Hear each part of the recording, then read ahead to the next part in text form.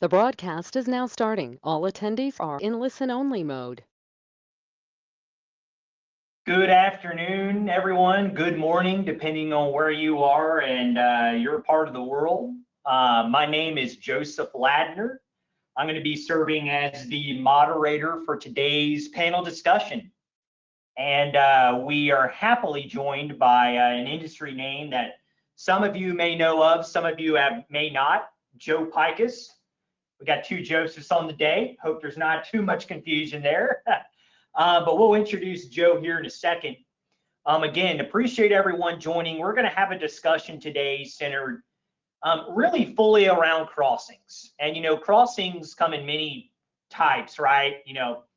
Open trench, trenchless, different types of crossings, encroachments, etc.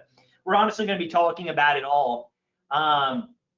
Just in a couple different areas, what you see and kind of hear from the industry from an operator and service provider perspective, but also, of course, Technical Toolboxes is a software company. So how that relates back to software and going through tools that can help you all in your course of business, either being productive, saving time, or saving cost. So with that being said, let's go through our agenda today, ladies and gentlemen. So we're going to have three areas of discussions or topics per se that our subject matter expert, Joe Pikas, and myself are going to go through in more detail. And that's honestly going to be in three different areas. The first one's going to be in macro level strategies to managing crossings.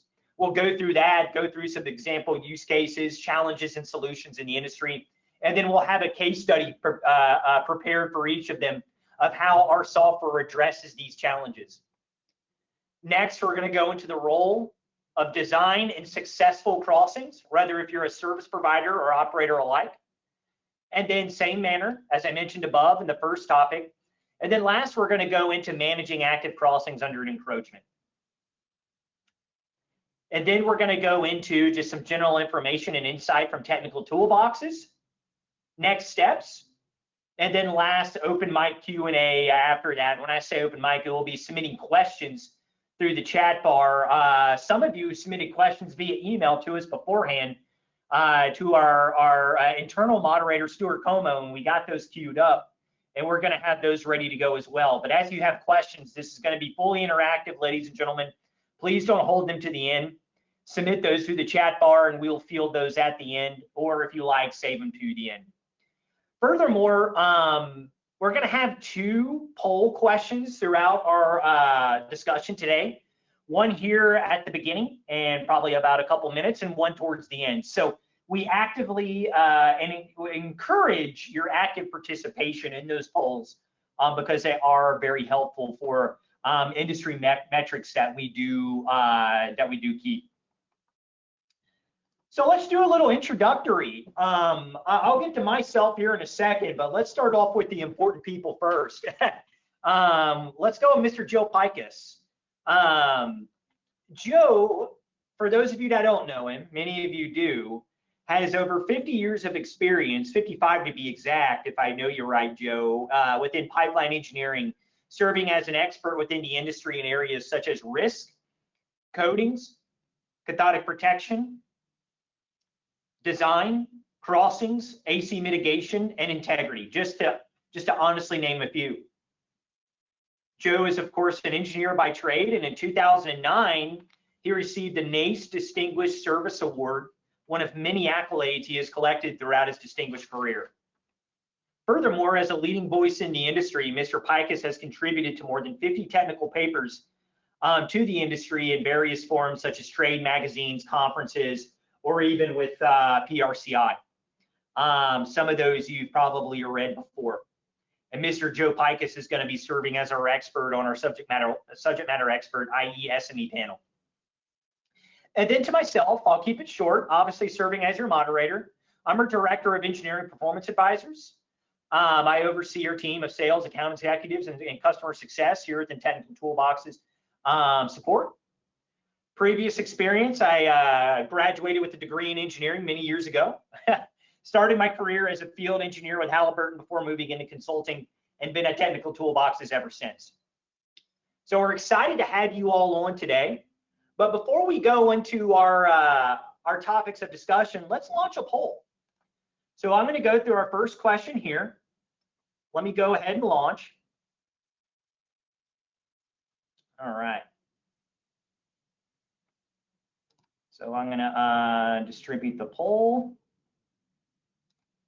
Might be having a little technical difficulties. I apologize.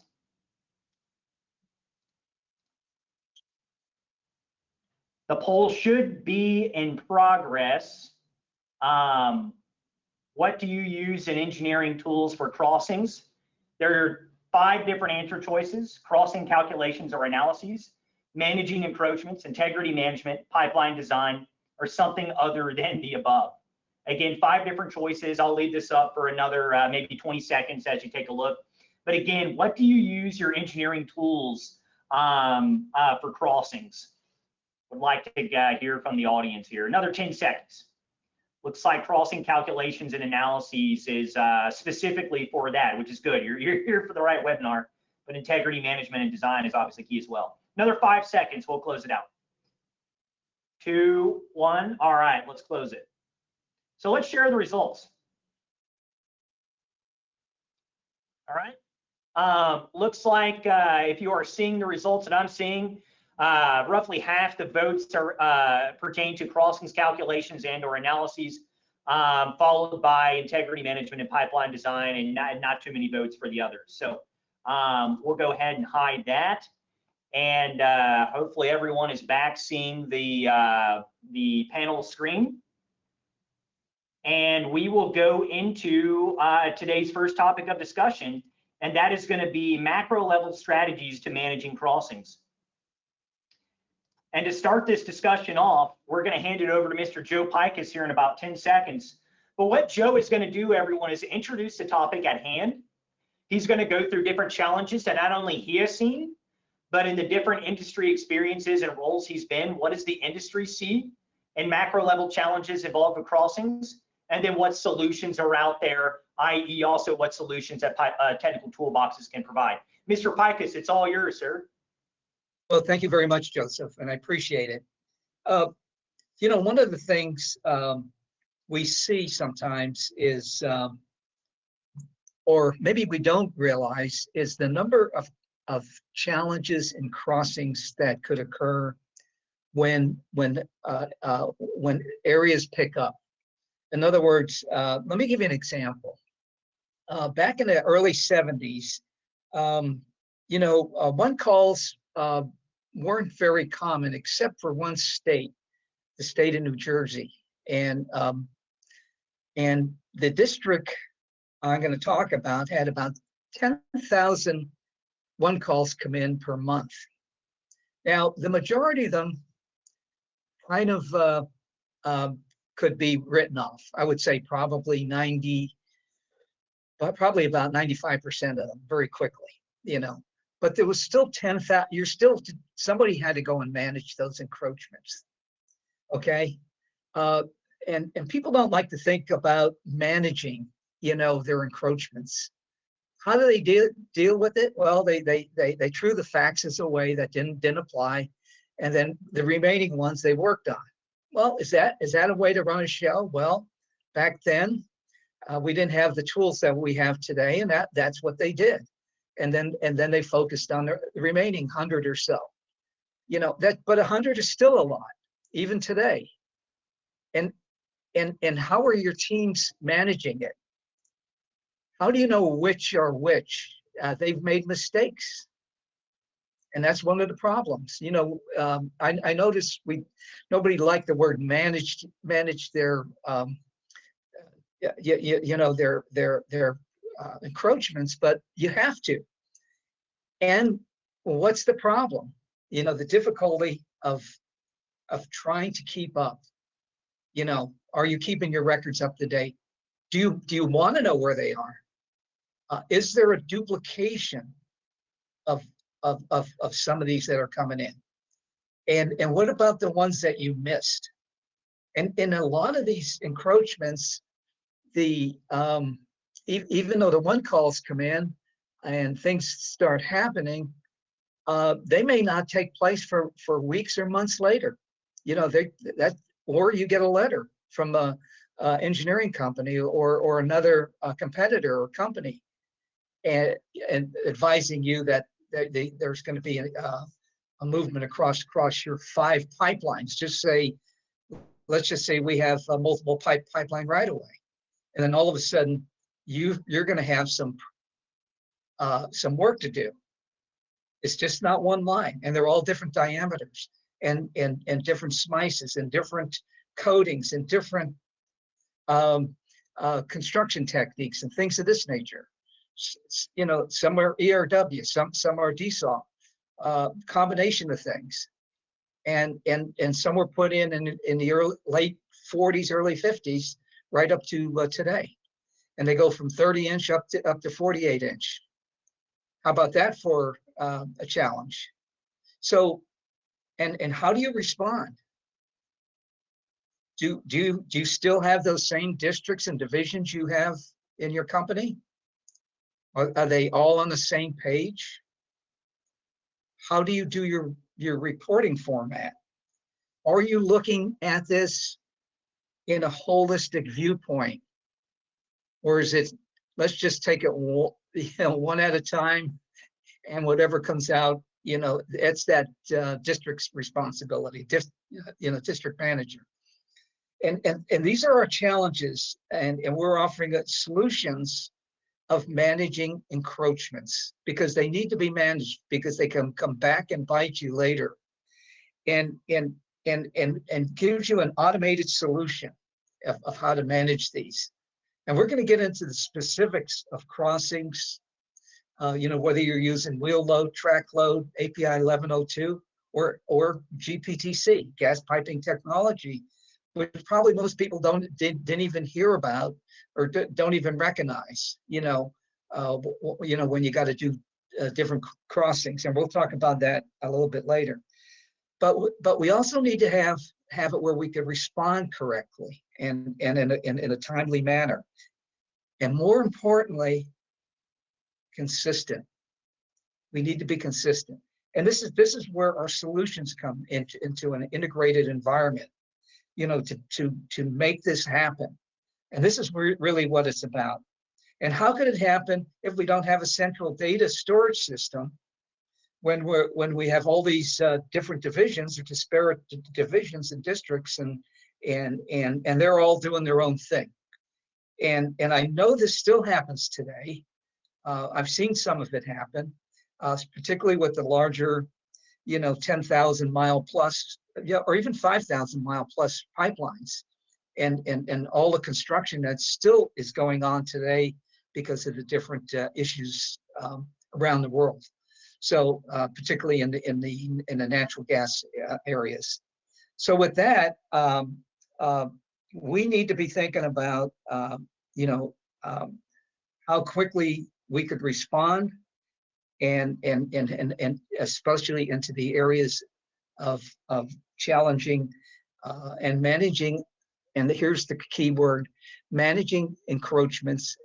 And we'll talk about that management encroachment tool a little bit later, but I just wanted to introduce you to before we get started. And Joseph will pick it up from here and take it from the next step. Awesome. Appreciate that, Mr. Pikas. So let's kind of go on to the next slide here. So with Mr. Pikas going through macro level challenges and solutions, what is the solution? What is the industry doing?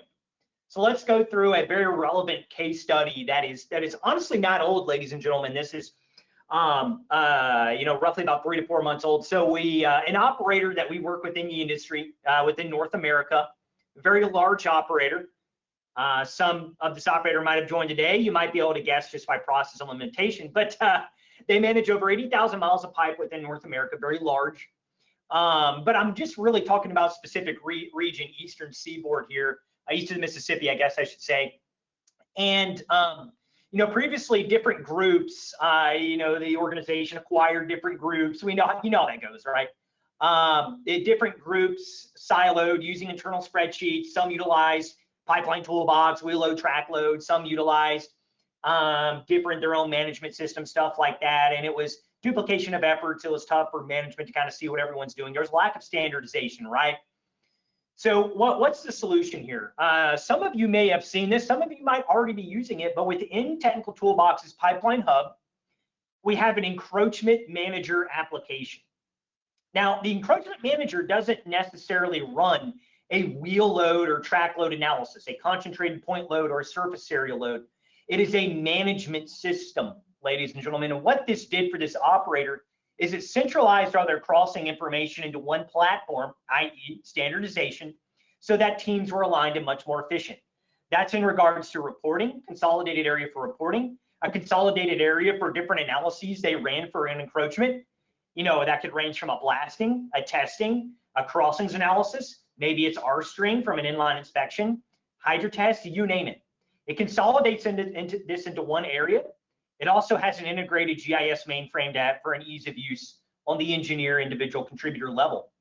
I can go into more detail on this later in the discussion today, but at the end of the day, the encroachment manager, when married into the hub and integrated with different applications such as HDD, crossings, blasting, you name it, really creates synergy in a centralized environment for this operator to now manage all their encroachments. Right? And again, as you all have questions, please feel free to submit them as they come. We will hold any questions to the end, but as you see something relevant, please submit your question and we'll of course get to it as they come in. But on to the next topic, the role of design in a successful crossing. You know, design can be greenfield projects, but it could also be replacement and brownfield projects. You probably think API 1102, wheel load, track load comes into play there as well. But Mr. Pikas is going to go into that in a lot more detail about what are the challenges the industry faces in this area, and then also what is the strategy or maybe what are the solutions to address these challenges. Mr. Pikas, back over to you. Okay, well, thank you, Joseph.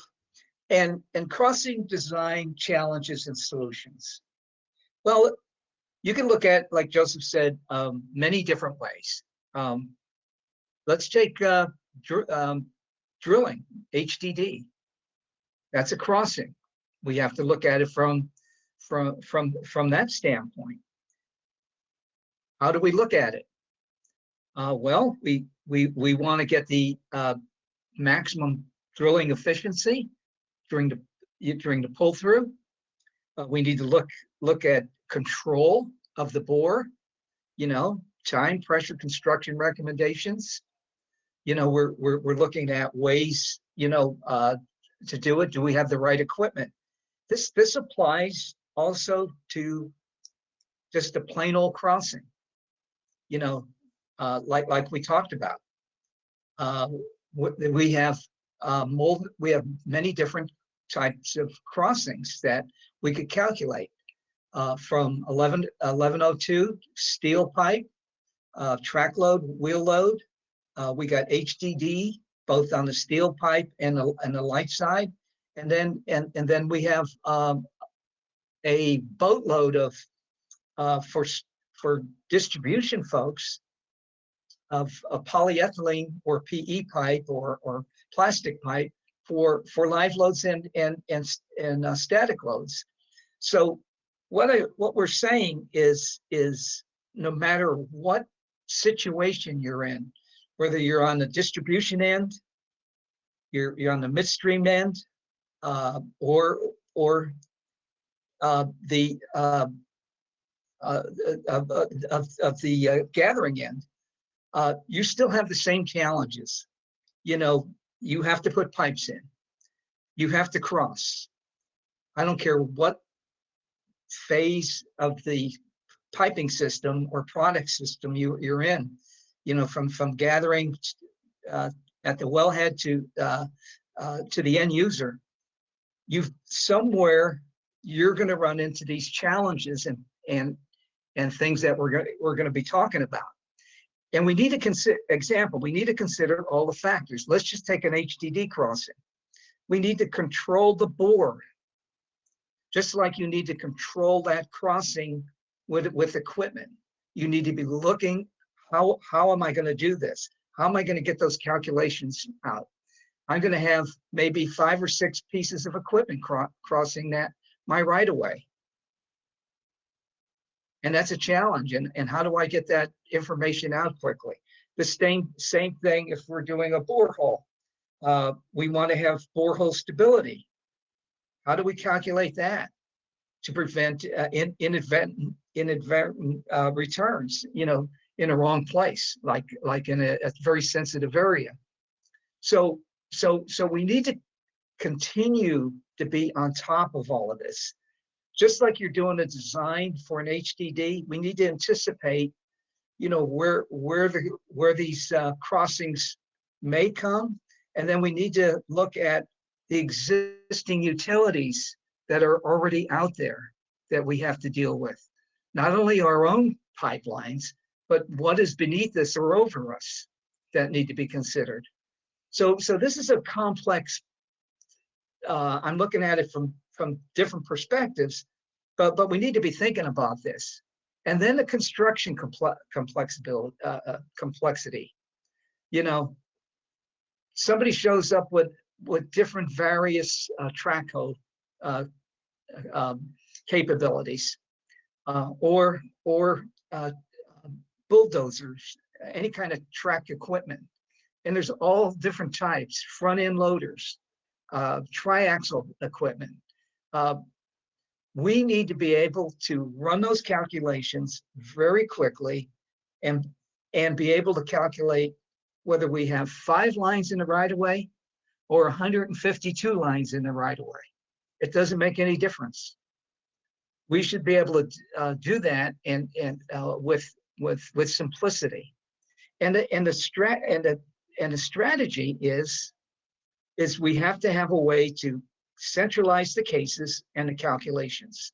That's back almost, we're talking about the encroachment manager. We need to be looking at it from that standpoint. What about a drill path design and flexibility? We need to be able to do compound curves and bends and be able to anticipate if something goes wrong, that we're able to recalculate everything in the drill path. The programs should have that capability to make those kind of changes. So keep that in mind, whether we're on top of the ground running equipment or whether we're doing a drill path, it doesn't make any difference. The flexibility needs to be there on top of the ground as well as below the ground. And then we should be able to have validated crossing designs. In other words, we should be able to validate and get the same answers each time, when we run the calculations. So this is our challenges, and we need to be able to do this quickly and consistently throughout when we're running these calculations with the same reporting mechanisms. Joseph? Thank you, Joe. So in regards to that, similar manner, everyone, Mr. Pikas went through the crossing design challenges and solutions. Let's go through a real world example. So Joe mentioned there at the beginning, if you all caught, he went into horizontal directional drilling because, while it's trenchless, HDD is a crossing. So here's the problem. An operator, this one I believe was in the Midwest, was involved in undertaking an HT project that involved, I believe, it's polyethylene, but I believe it was high density polyethylene drill, if I recall this one correctly, and they needed to quickly validate the full force insulation stresses. And this was from the drilling contractor, right? That was the contracted firm. So what had ultimately happened in this situation is, as we all know with an HDD, things change on site, on anything, right? They had to move the HDD, the replacement line over, I believe, 50 to 60 feet, in this particular situation, and I think had to change a bend due to a below grade obstacle that wasn't in their as-built. some type of utility. So I think they had to do a quick horizontal bend, but they wanted to keep the cost down as minimal as possible. So the operator actually utilized the HDD Advanced PowerTool program. And what they needed to do was, while a lot of times the experts and the service providers are doing this, in this case, it was the drilling contractor, at the end of the day, this asset belongs to the operator. And time is money in our industry, right? So they wanted to have the ability to quickly validate things on their own, and that's what they did here. So what they did is for this this high-density polyethylene HDD drill, they went into the HDD PowerTool, integrated the survey data that was provided by their vendor, created a two-dimensional cross-sectional overlay to where they were able to easily create their HDD drill, and they utilized the software to quickly validate the stresses and pull forces. And not that anything was really missed in this situation, but it resulted in a very quick change in turnover in the form of a validation that instead of going out to get this done, they were able to do it in-house and do it very quickly and reliably. Again, time is money, right? So this prevented any overruns, scheduling delays, stuff such as that, and allowed the operator and the service provider alike to stay well within budget. And then once this was completed and they ran their operational stresses, the service provider confirmed everything, and everything worked out really well for both sides. So again, productivity is key, time is key, and then obviously both those equate to affecting the bottom line of your organization and getting jobs done reliably. That's what this operator is able to do utilizing the HDD PowerTool in the hub. If you have not heard of that program or seen it, feel free to ask questions about it. We can certainly go into that more during the Q&A. All right, let's go to the final topic at hand here, managing your encroachments.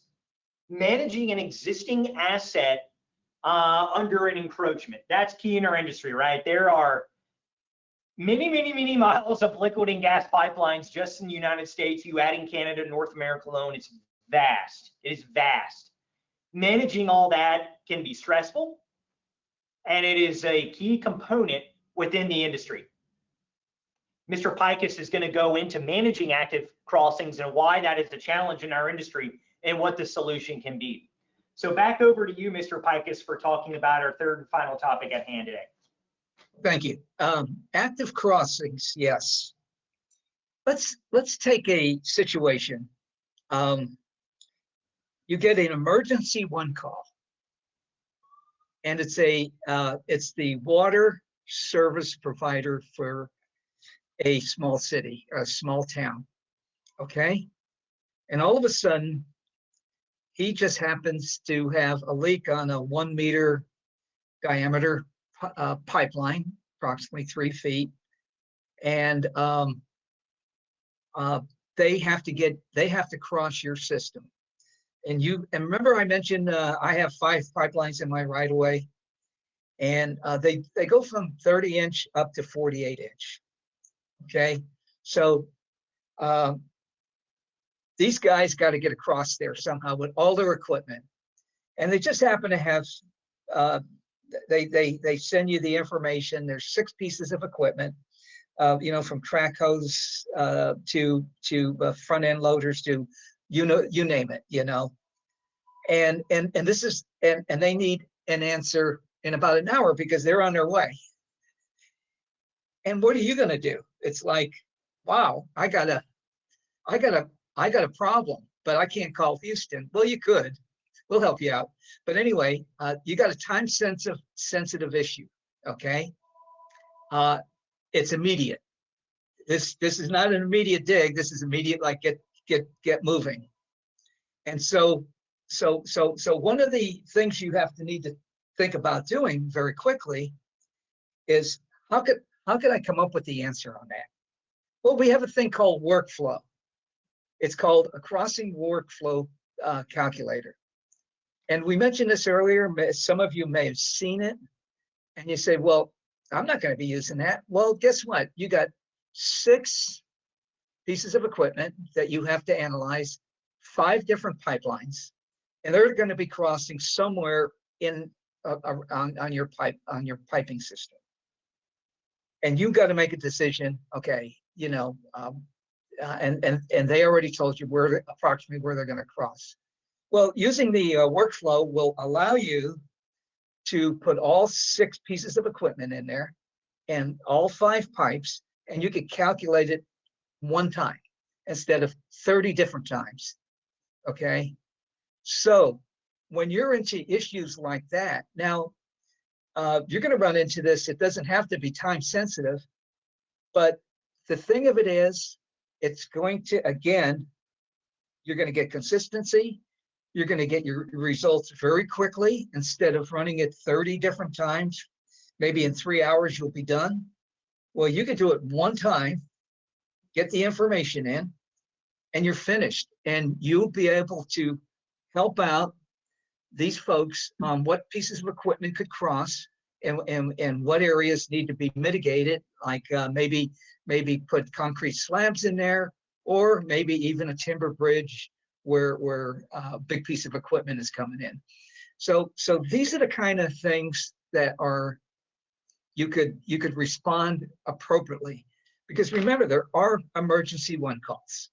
They do happen, and you need to plan, for this. And this is what I'm talking about: multiple pipeline crossings. Down here in the Houston area, there's an area on the east side of Houston that has over 152 crossings. So how would you like to deal with that mess? So these are some of our challenges, and this allows us to do the construction impact very quickly. So this is what it's about. We can maximize the accessibility for these cases and calculations in a consistent and very quick manner, but more importantly, automate the multiple pipe crossing analysis without doing 30 different iterations, and where you can make mistakes, putting the same information in over and over again. So with that, Joseph, I'm going to leave it with you with the where we just solved a major catastrophe with able to respond quickly. Most definitely. Appreciate it, Joe. You bet. So again, managing active crossings, the challenges and solutions to those. So Mr. Pike has talked quite a bit, ladies and gentlemen, about the crossings workflow. That's an advanced version of, quite honestly, the API 1102 wheel load track load that's in Pipeline Toolbox. It has automation layered to it. There's going to be some huge advancements to this program coming November of this year in the form of SEPA. But I don't want to go down that road right now. And I want to kind of go into the case study of a real life kind of situation from earlier this year, actually. It was a large engineering team that manages many different encroachments for their clients, which would be operators throughout the industry. But the same case study is actually is very similar for a couple of operators we work with that, just Joe mentioned in encroachments or crossings that they manage alone are very intense, involve multiple vehicles, multiple pipelines, etc. So this particular team, struggled of turning over crossings analyses quickly. Not that they couldn't do it, but workload's high. We're all lean, we're all strapped with the amount of time in the day that we can do things. So the time needed or required to address these pipeline crossings, especially the ones that involve multiple iterations. Do you add timber mats? Do you not?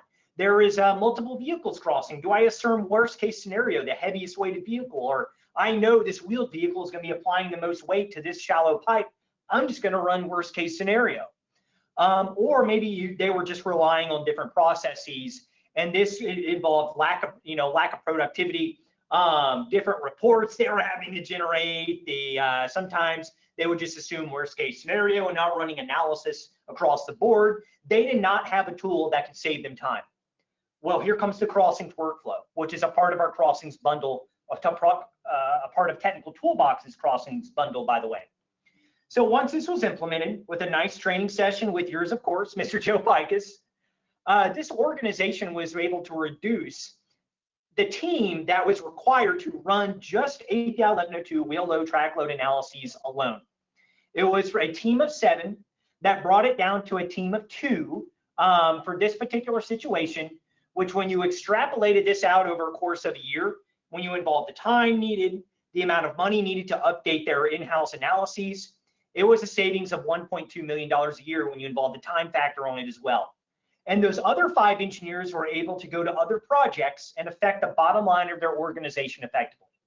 It was an awesome case study, and this is all attributed to the Crossings workflow, which again, ladies and gentlemen, has automation has automation layered into this workflow that enables huge amounts of time savings.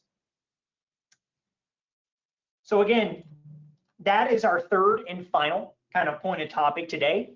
But where does all this culminate to, ladies and gentlemen? That is the pipeline hub. If you all came to this webinar today to learn more about Crossings in general, hopefully that was helpful to you, but this is kind of where we talk a little bit more about the software itself. For those of you that currently work or have software with technical toolboxes, you are probably on our pipeline hub, which is an integrated data environment. It is there to serve as your digital transformation for oil and gas. It's an integrated environment. So what does that mean? Well, there's data sharing, knowledge transfer, standardization. I just mentioned the Crossings workflow, right? That is a workflow automation tool, i.e. you've utilized API 1102, wheel load, track load, or something of the sort, design of untamed crossing before. How can you layer automation to that to make your job easier? That's what the hub and these applications do when you integrate that together. And it's all combined with integrated software, whether it's corrosion, crossings, welding, integrity, you name it. Subject matter expert support from the likes of Joe Pikas, David Willoughby, Jeff Walling, Matt Boring, some names you've probably heard, onboarding, training, etc. The lack of standard ways or having automation to conduct and produce complex calculations in design, construction, operations, and integrity could lead to lack of productivity. That's the challenge with the people, right? That's the challenge within people, processes, and technology. Now, the process part involves slow manual documentation or data entry that creates a lack of data or trust in what you're entering into your calculations from the user perspective. The hub improves that by reducing duplication of efforts, and where you can share your analyses across different suites and different applications that you see here on the screen that integrates into the hub. And the last part is technology, where this slide really comes into play.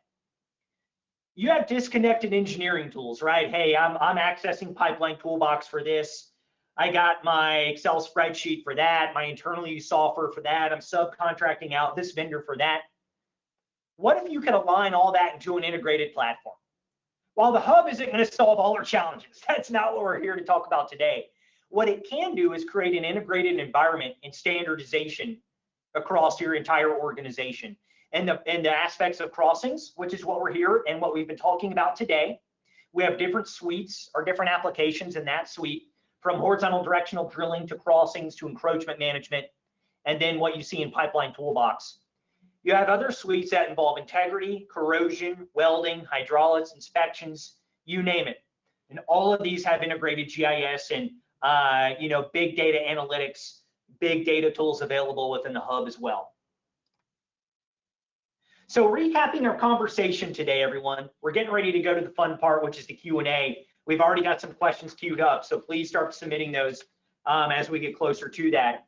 But to recap, we talked about the different challenges that we're facing within Crossings within the industry today, if you're an operator or service provider alike. Within the Crossings suite itself,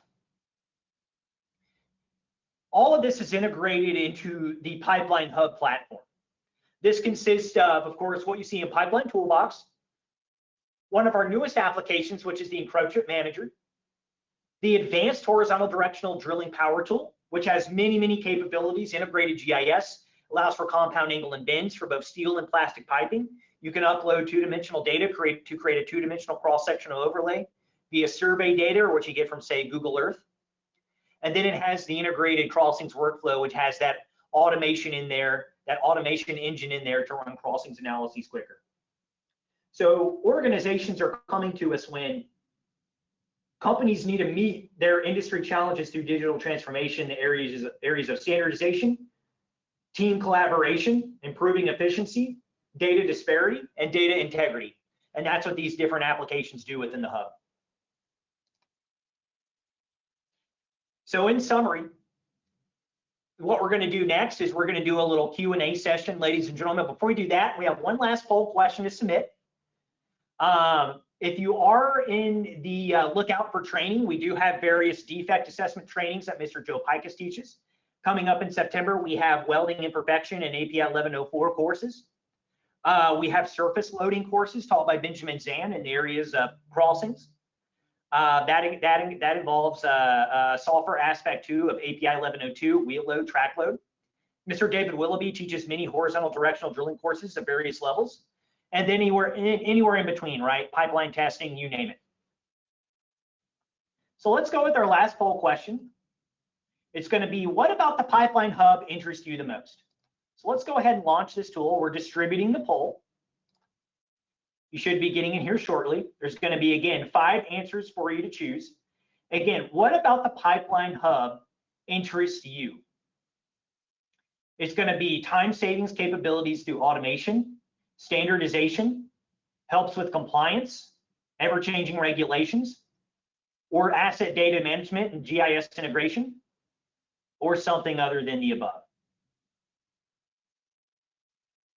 So I see the votes coming in, so that gives me the cue that you are able to see this. So I'm going to have this up for about 20 seconds, ladies and gentlemen, about 20 seconds. And I'll close and we'll get to the Q&A. About 15 more seconds. Thank you. Time savings and standardization is key, right? It doesn't surprise me that that's where the answers are going to. About 10 more seconds. 10 more seconds, everyone. Encourage participation from everyone. About 5 more seconds. All righty, 3, 2, 1. We're going to close. Let's share the results. All right. What interests you the most? Time savings. How can we do our job quicker, right? There's only a finite amount of time in the day. Standardization for the larger organizations and even within your group. And then rounding out with asset data management and GIS integration. Not overly surprising. All righty. So let's go to the Q&A. For those of you that have any questions, we will be reaching out to you for just feedback on this webinar. Hopefully, for those of you that joined, you got out of it what you wanted to get out of this. If you did not, we want to hear from you. Like, hey, I expected this, I got this. We want to hear from you. If your question goes unanswered, let us know. We also want to hear from you. If you have specific questions, we want to hear from you as well. So we'll have different colleagues reaching out to you all if you have questions, because we'd love to hear from you. All right, so Q&A. I'm going to open up the chat bar. If there's any questions that are coming in, please feel free to submit them. Mr. Pikas, you and I both know we've already got some beforehand that users were submitting via email going in today. So let's start with those, Joe. And as more questions come, I'll be monitoring the chat there. So any and all questions in regards to crossings, anyone, if it's technical in nature, if it's about software, it's about training, if it's about something involving an encroachment, please submit your question. So Joe, looks like someone has a question regarding the encroachment tool. Does the encroachment tool allow you to track the locations of the encroachment on ArcGIS map? Question for you, Joe. Yes. That's a great question. Yes, it does, and vice versa. You could track it on the ArcGIS map, and you could also track it what we call the hierarchy 2. Where you manage your files and things of this nature, or your cases that you create, and this is one of the things that makes it so useful is that you can come back to that location anytime, either from the map itself or from the file. Great question. Gotcha, Joe. I'm gonna go to another question here. I believe this is going to pertain to the crossings workflow. How many variables, Joe, can be put into the multi-pipe crossings analysis which the multi-pipe would probably pertain to the crossings workflow. Again, how many variables can be put into the multi-pipe crossings analysis? Uh, it's based on the size of your screen. Yeah, so unfortunately, that's a yeah. One of the things about the variables is hopefully you don't put 50 down there, but you should be able to cover most of the pieces of equipment or lines that you have. Now you may have to split it up, unless you have a 52 or 55-inch screen or something, at work. So, but that's what it's based on, is the ability to see it. I can provide a little bit more clarity there, and I appreciate that, Joe. I know personally our software R&D and support have tested this tool to failure at 99, i.e. when it got over 100, it was the limitation currently. Okay. So for how many variables you can put in there, if variables is pertaining to different iterations or yes, pipes or equipment, it's 99 is where it's at now, to directly answer that question. Yes, thank you for. Yeah, Joe, that one that's near and dear to you probably. Can the wheel or track load allow for our string metal loss program to integrate the reduced metal loss at crossing? And I can repeat that if need be, Joe. Yes, that's a great. I was going to demo that if I could, but one of the things is, say you experience metal loss, and you're somewhat aware of it, or you're aware of it that it's at a particular crossing. You could pull up that particular R-string case and bring it up, and it will actually give you the remaining wall and put it in your calculation, which is pretty nice, because you have to remember, when you're running these crossing calculations, the crossing calculations were originally designed around as the pipe was designed, with no metal loss in it. Well, unfortunately or fortunately, the lines have lasted many years, 75 plus years or more. And because of that, we now have to consider the integrity of the pipeline itself, and I don't say corrosion, I'm going to use the word metal loss. We should be using those calculations that from our investigative digs in the crossing itself, and it'll put it in automatically, or you could do it yourself. If either way, you have the option to hit the checkbox and manually put it in. So either way, it can be done. And these are great questions, because today we should be considering the integrity of the pipe as it is today, not when it was first designed 50 years ago or 75 years ago. Appreciate that, Joe. I got a question that's probably somewhat parallel to this, and I of course won't say the name or the company name, but this is from an operator. I think I could at least narrow it down from that. So I appreciate the question submitted. So question for you, Joe. Would you be able to expand a little bit on typical defects others have seen from crossings? Typical defects others have seen from crossing, and this is from in engineering design perspective. So again, typical defects others have seen from crossings. If you could just expand on that a little bit for the audience. Well, yes. Typically, one of the things we need to think about in crossings is the number of utilities that have gone in across pipelines. Whether it's cable, fiber, water and sewer lines, and distribution lines and things of this nature. There's a whole host of things, and they usually go and cross in usually in the same places all the time. You know, they're fairly close to each other. And unfortunately, some of these crossings are hopefully most of them are above your line, but now and then you do get a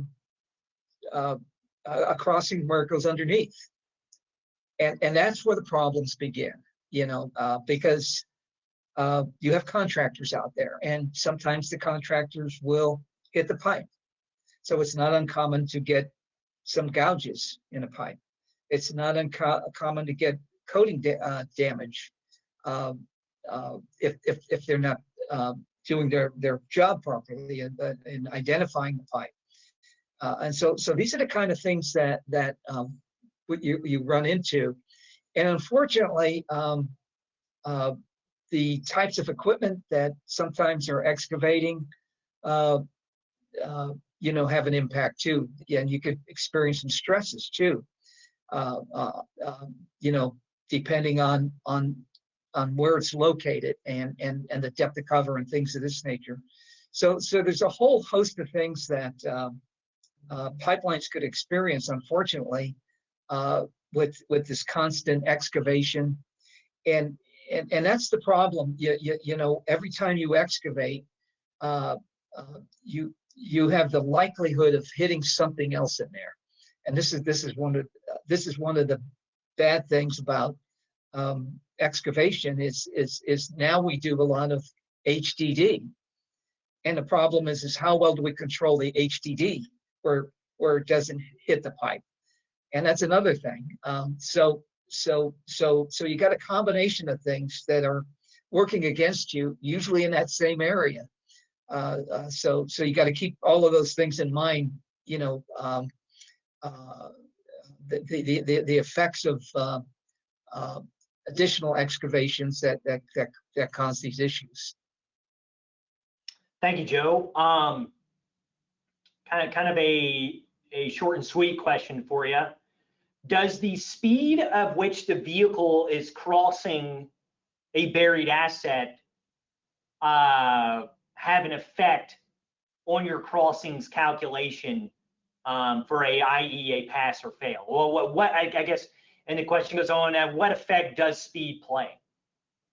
Absolutely, speed definitely in speed, and also the surface of the right of way.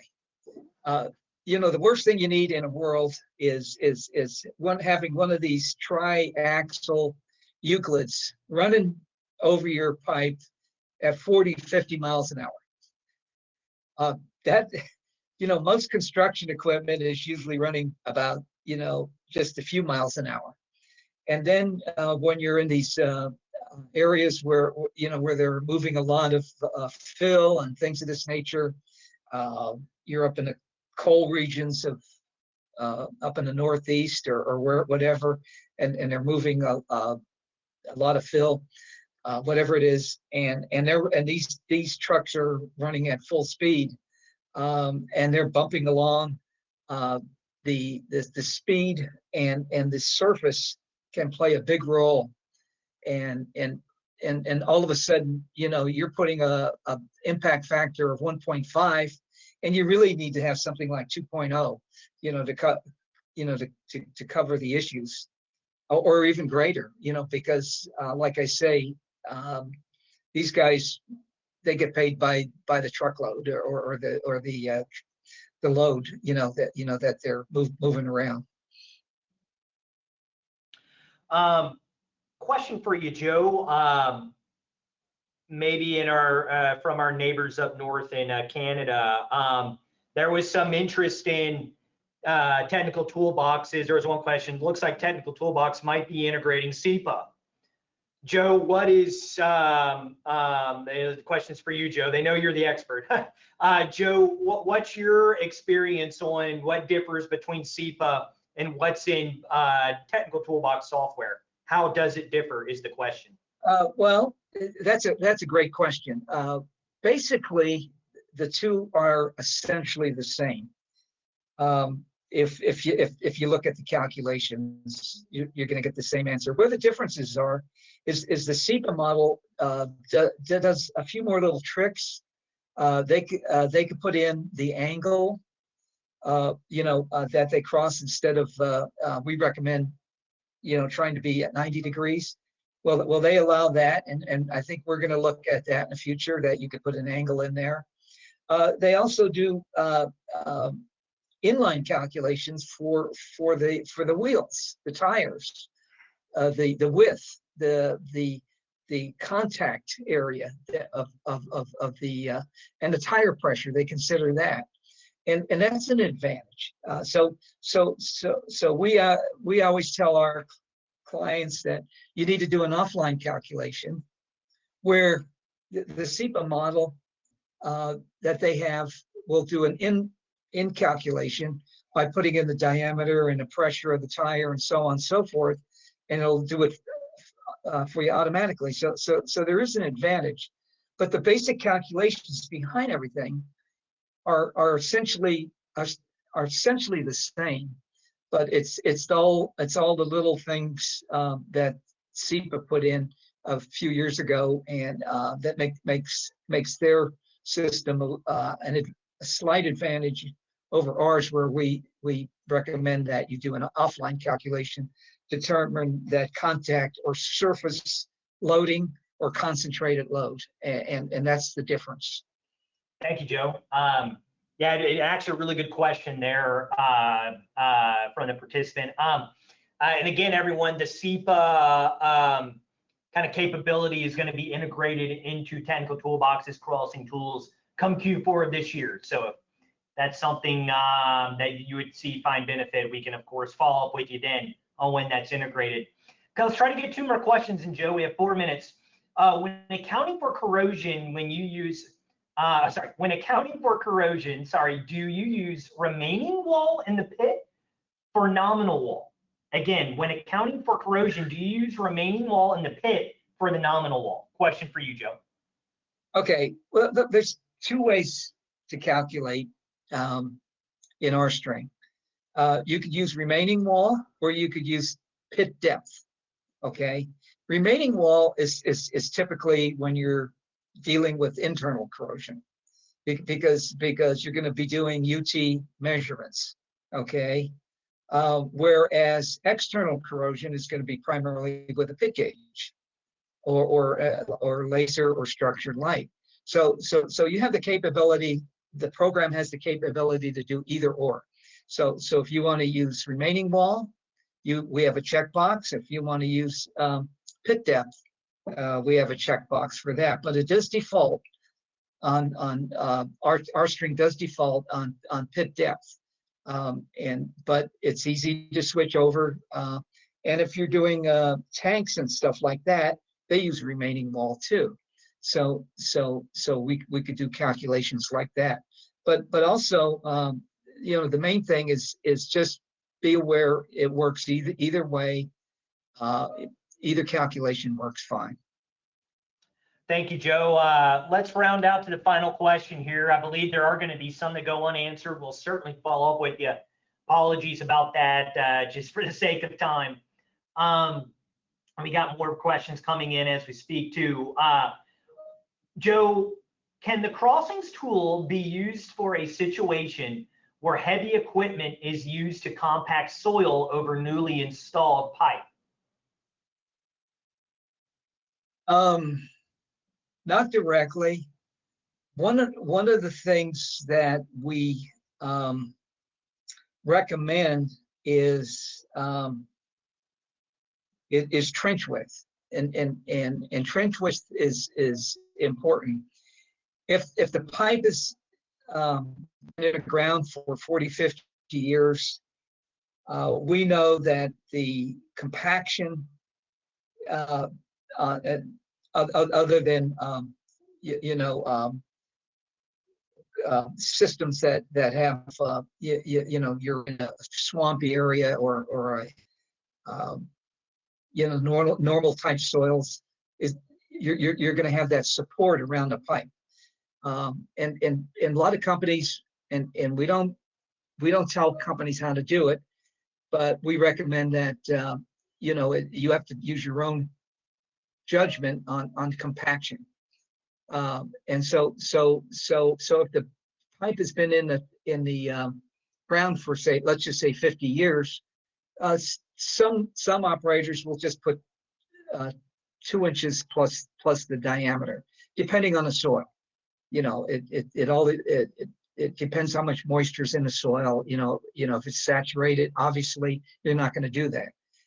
Where compaction, where it's done, you'll have to do that yourself. You'll have to estimate, you know, what you want to make that trench with, and that's where the calculation comes in, is that trench width. So you may want to be conservative and say it's 6 inches more. We don't tell you what to do. You'll have to make an engineering judgment on that. Okay. But in the future, thank you.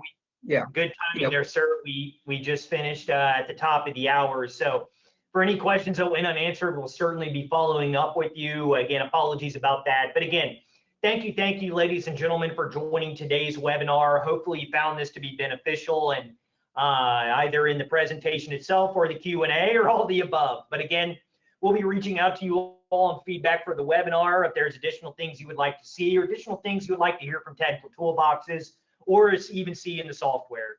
Again, thank you for you all attending. We'll be having another one of these webinars come September, and we look forward to hopefully seeing all of you at that one. Thank you, everyone. Have a great rest of your Tuesday, and have a phenomenal week. Take care. Bye. Thanks.